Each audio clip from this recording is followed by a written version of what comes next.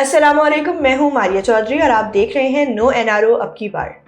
नाज़रीन, body shaming एक ऐसा अमल है या एक ऐसा रवैया है जो हमें काफ़ी ज़्यादा पाया जाता है। बहैसियत एक कौम हम दूसरे को बॉडी शेम करने से बिल्कुल नहीं कतराते। अगर हमें कोई किसी की हाइट छोटी है तो हम उसको फ़ौरन बोलेंगे, ओ हो तुम तो छोटू हो, तुम तो टिड्डू से हो।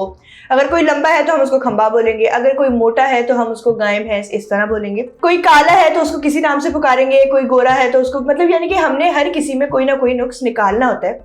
और हम ये नहीं सोचते कि वो जो शख्स है, जिस बंदे के बारे में हम बात कर रहे हैं, जिस बंदे को तनकीद का निशाना बना रहे हैं, भले मजाक में बोल रहे हैं, भले सीरियस होकर बोल रहे हैं, वो उसकी मेंटल हेल्थ पे किस तरह असरअंदाज हो सकता है। लेकिन ये बात कोई नहीं सोचता, लेकिन सिर्फ हमने अपने कमेंट्स पास करने होते हैं।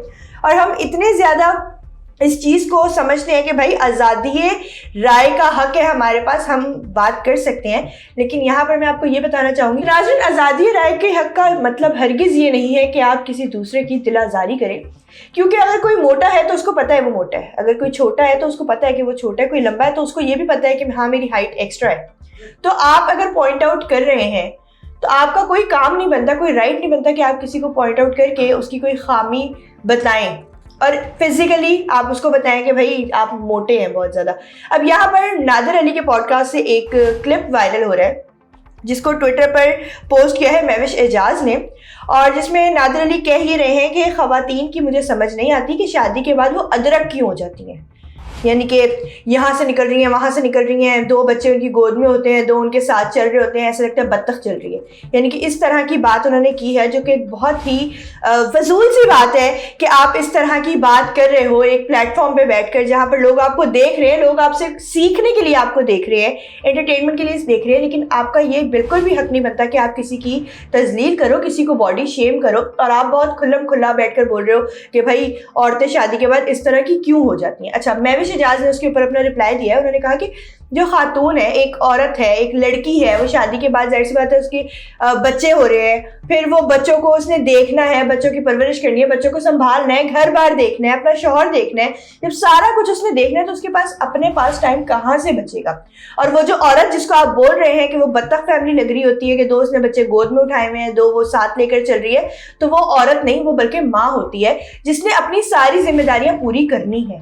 वो ये नहीं कर सकती कि अपने बच्चों को रोता छोड़ के कहीं बाहर चली जाए, अपने बच्चों की परवरिश छोड़कर वो अपनी बॉडी मेंटेन करने के लिए जिम चली जाए। तो इस चीज का मेरे ख्याल में तो काफी ज्यादा ख्याल रखना चाहिए कि आप क्या बात कर रहे हो, क्योंकि आपकी बात से किसी की दिलाजारी नहीं होनी चाहिए। लेकिन जब आपने ये बात कही कि औरतें शादी के बाद इस तरह की हो जाती हैं, तो उसमें बेसिकली जो हाथ होता है या कसूर होता है वो शौहरों का होता है।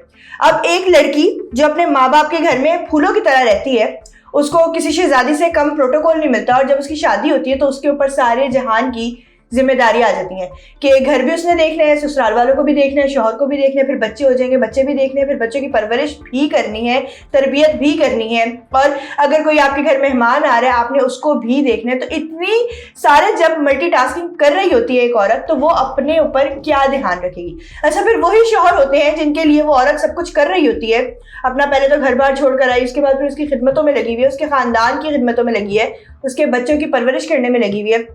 उसी मर्द को वो औरत फिर भद्दी लगने लग जाती है कि तुम तो जो है ना मेंटेन नहीं रखती अपने आप को, तुम तो तैयार होकर नहीं रहती, तुम तो जो है ना जैसी पहले थी वैसी रही नहीं हो। तो भाई बात यहाँ पर ये है कि वो पहले जैसी कैसे रहेगी। एक घर था उसका, उसके वालिदैन का, जहाँ पर वो अपने बहन भाई अपने वालिदैन के साथ रहती थी, जहाँ पर उसके नाज नखरे उठाए जाते थे।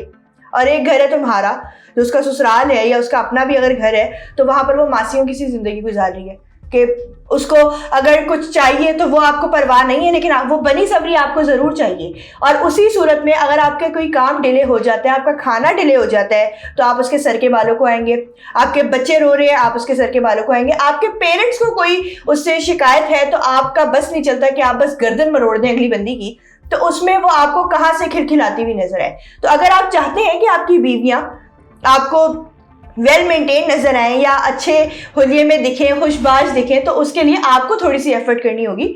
आपको हाउस होल्ड में उनका जो है ना अपना हाथ बटाना होगा, कंट्रीब्यूशन करना होगा हर काम में उनके साथ, क्योंकि वो जो घर है ना वो सिर्फ उसकी जिम्मेदारी नहीं है। यहाँ पर क्या होता है کہ شوہر تو بھائی کما کر لا رہا ہے تو اب اس کی کوئی ذمہ داری نہیں ہے گھر پہ کرنے کی. وہ تو بھائی صبح کا گیا, شام کو آفس سے آ رہا ہے تھکا ہارا, سارا دن اس نے باس کی بھی باتیں سنی, ساری جو ہے نا روڈ پہ بھی وہ جو ہے نا رلا, سارا کچھ کیا, تو اب وہ اس کو آرام چاہیے. اب وہ چاہتا ہے کہ وہ گھر آ گیا ہے تو اس کو کھانا دیا جائے, گرم گرم کھانا پیش کیا جائے, کھانے میں کوئی کمی بیشی نہیں ہونی چاہیے, اس کو گھر صاف ستھرا ملنا چاہیے, اس کو جو ہے نا سارا کچھ پراپرلی ٹائم پر ملنا چاہیے. لیکن وہ جو ایک عورت ہے جو آپ کی بیوی ہے, جو آپ کے بچوں کی ماں بھی ہے, وہ سارا دن جو لگی ہوئی ہے, اس نے رات کو کہیں جا کر اپنی کمر سیدھی کرنی ہے, اور اس کے بعد بھی کوئی بھروسہ نہیں کہ اگر آپ کے بچے چھوٹے ہیں, آپ کو بچے نے اٹھا دیا تو آپ نے پھر اٹھ جانا ہے, آپ نے پھر اس میں لگ جانا ہے. یعنی کہ اپنی زندگی ختم ہو جاتی ہے, اپنی زندگی نہیں رہتی. لیکن اس کے باوجود بھی نادر علی جیسے مرد بیٹھ کر کہتے ہیں کہ عورتیں اس طرح کی ہو جاتی ہیں. تو بھائی آپ اپنی عورتوں کو مینٹین کرو نا, آپ ان کے ساتھ کنٹریبیوشن کرو پورا, آپ ان کے ساتھ کام کرواؤ, کیونکہ وہ سارا دن گھر پہ بیٹھ کے کام کر رہی ہے اور آپ سارا دن باہر آفس میں کام کر رہے ہو, کام دونوں ہی کر رہے ہیں. اور میرے خیال میں عورت کی ذمہ داری زیادہ ہو جاتی ہے کہ وہ سارے کام کرتے ہوئے ایک وقت میں وہ کافی سارے کام کر رہی ہوتی, تو اس کی ذمہ داری کافی زیادہ بڑھ جاتی ہے. لیکن اس چیز کا احساس نہیں ہوتا, باڈی شیم کرتے ہوئے اس چیز کا بالکل بھی احساس نہیں ہوتا, اور ہم نے صرف بات کر دینی ہوتی ہے. اگلے کو دل پہ لگ رہی ہے, اگلے کو برا لگ رہا ہے, اس کی مینٹل ہیلتھ اس سے ڈسٹرب ہو رہی ہے, اس سے کوئی فرق نہیں پڑتا. اب ناظرین, ٹویٹر یوزرز جو ہیں, ظاہر سی بات ہے یہ ٹویٹر پر کلپ پوسٹ کیا گیا ہے, مہوش اعجاز نے اس کے اوپر اپنا رپلائی دیا ہے. وہ رپلائی اسی طرح کا تھا جیسی میں نے آپ کو بات بتائی ہے کہ کوئی بھی باڈی شیم کرتے ہوئے نہیں سوچتا کہ وہ پیچھے سے جو بیک گراؤنڈ ہے وہ کیا ہے, ہم نے نہیں دیکھنا ہوتا. ہمیں بس اپنا بولنے سے مطلب ہے, ہم نے بس مذاق اڑا دینا. ہم نے بعد میں یار مذاق کیا تھا, چل کرو کیا ہو گیا, اتنا برا ماننے والی بات بھی نہیں ہے. لیکن جس کو بولی جا رہی ہے اس کو کتنا برا لگ رہا ہے, اس بات کا احساس نہیں ہوتا. تو ٹویٹر یوزرز نے اس پہ کامنٹس کیے ہیں. جم غفیر کہہ رہے ہیں آئی کیو ڈپلیکٹنگ پوڈ کاسٹ ہے اس بندے کی. ڈپلیکٹنگ مطلب ختم کرنے, یعنی کہ آئی کیو ختم کرنے والی پوڈ کاسٹ ہے, بالکل بھی اس کی جو پوڈ کاسٹ کی سینس نہیں بنتی. مہوش اعجاز نے اس پہ رپلائی کیا کہ شدید. اس کے بعد ناظرین ارم زعیم کہہ رہی ہیں ایک جگلر جب پوڈ کاسٹ پر بیٹھے گا تو یہی ہوگا, زیرو آئی کیو اور تھڑے بازوں والی گفتگو ہی کرے گا, تعلیم اور شعور تو وہ بانٹنے سے رہا.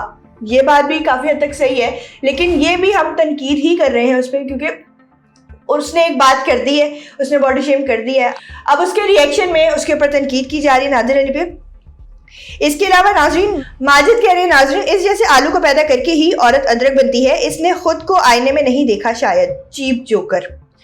انجینئر میاں مجاہد قریشی کہہ رہے ہیں یہ خود بگ فیٹ ہین کون سا سمارٹ ہے. یعنی کہ نادر علی کو سب جانتے ہیں, نادر علی خود بھی ایک ہیلدی پرسنالٹی ہیں, تو آپ خود ایک موٹے بندے ہو, آپ خود پتہ نہیں کہاں سے نکلے ہوئے ہو, اور اس کے بعد آپ خواتین پر تنقید کر رہے ہو کہ بھائی شادی کے بعد وہ ایسی ہو جاتی ہیں. تو یہاں پر پہلے آپ کو اپنے آپ کو دیکھ لینا چاہیے تھا کہ آپ خود کیا ہیں, یا آپ بہت مینٹین ہیں. اگر آپ مینٹین ہوتے تب بھی آپ کو یہ بات کرنی نہیں بنتی تھی, لیکن اب تو بالکل بھی نہیں بنتی تھی کہ آپ کسی کو اسی حالت میں آپ خود ہو اور پھر آپ کسی دوسرے کے اوپر تنقید کر رہے ہو. ناظرین ماریہ سرفراز کہہ رہی ہیں او مائی God what did I just hear, he needs to get his shit together, I mean seriously, and the irony of one himself not as fit as one want those women of 4 to be. تو ناظرین یہی بات کہی جا رہی ہے کہ کسی کو باڈی شیم نہیں کرنا چاہیے, کوئی موٹا ہے, پتلا ہے, لمبا ہے, چھوٹا ہے, کوئی جیسی مرضی فزیک کا ہے, آپ کا کوئی کام نہیں بنتا کہ آپ اس کو کچھ کہو.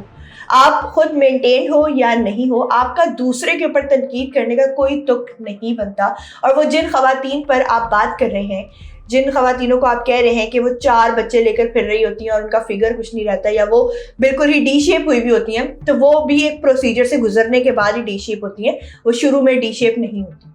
تو اس بات کا خاص خیال رکھنا چاہیے اور بلا وجہ دوسروں کے اوپر تنقید نہیں کرنی چاہیے. اور اس طرح کی بات, کیونکہ آپ کی بھی وائف ہے, ان کا بھی کچھ اسی طرح کا حال ہو رہا ہوگا یا ہو گیا ہوگا, تو اس لیے پہلے اپنے آپ کو بندے کو دیکھ لینا چاہیے اور دوسروں کی دل آزاری کرنے سے باز رہنا چاہیے. کیونکہ جب آپ دوسروں کو خوش رکھیں گے, آپ کو لگا کہ آپ نے وہ جوک مارا ہے, آپ کا وہ بہت وہ ہیومرس ٹائپ آپ نے بات کی, لیکن وہ بالکل بھی ہیومرس نہیں تھی, وہ بہت ڈسٹربنگ بات تھی. تو آئندہ سے میں سب کو یہ کہنا چاہوں گی کہ اس بات سے تھوڑی سی احتیاط کریں کہ دوسروں کو باڈی شیم نہ کریں, دوسروں پہ تنقید نہ کریں, کیونکہ آپ کا 2 منٹ کا یا 2 سیکنڈ کا مذاق دوسرے کے لیے ٹراماٹائزنگ ہو سکتا ہے. اسی کے ساتھ مجھے دیجیے اجازت, ملتے ہیں نئے پروگرام میں نئے موضوع کے ساتھ, تب تک کے لیے اللہ حافظ.